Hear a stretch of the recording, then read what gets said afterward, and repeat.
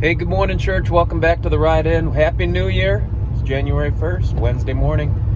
Hope you had a great time doing whatever you did last night to celebrate. If you went to bed early, good for you.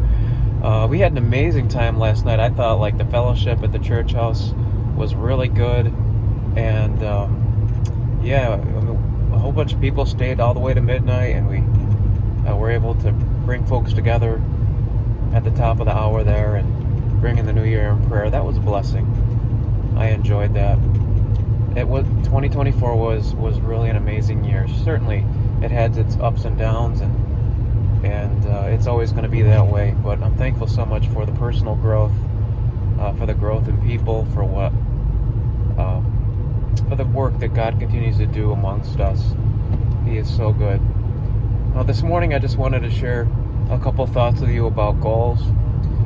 Last night we talked about it in depth in a few areas, and in my conclusion, I didn't get to it, but there were three conclusionary, is that a word? Conclusionary thoughts in terms of goals. If you're a goal setter, I hope you are. If you're pressing toward a mark, as Paul put it, I want you to remember these three things, okay? One, write them down. Write them down.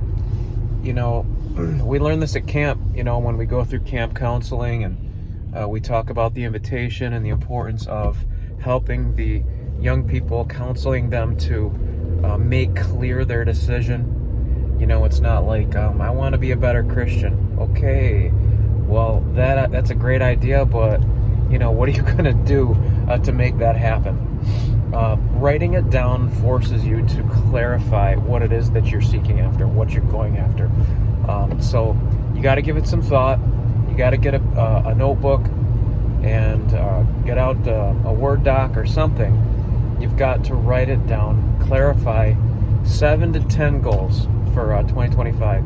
It doesn't have to be a billion goals. It shouldn't be, but 7 to 10 things that you're going to seek after. This is what I'd like to do.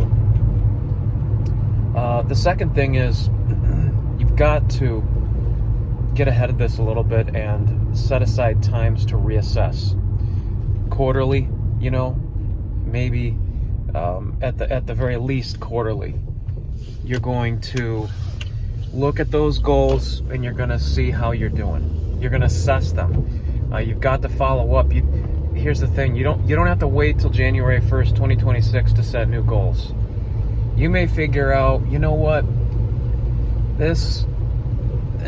not going at it. This thing isn't going to work. This isn't something I'm going after. I need to maybe let this thing go. That's okay. It's okay to let it go, and maybe you need to focus on something else. If you accomplished, 5 or 6 things that you went after this year, specific, that improved your life, that improved the lives of those around you, that would be a great accomplishment. But you got to reassess. Maybe you got to make an adjustment to the goal. Maybe just, your own worldview, your personal values. It's going to dictate that you've got to take the time to reassess and make the right decisions for you in the moment. So whether it be monthly, certainly even weekly, setting a time weekly just to make sure that you're keeping those things in front of you, but also at the very least quarterly. And then lastly, number 3, you need to selectively share your goals. You need to pick a few people that you can talk to and let them know what it is that you're going after, what you'd like to achieve, because a couple of accountability partners could make all the difference in the world. Share with somebody what you're trying to do and ask them to follow up on you. Or maybe even find somebody, a kindred spirit, that would like to pursue something similar and say, hey, you want to do this together? That could be huge.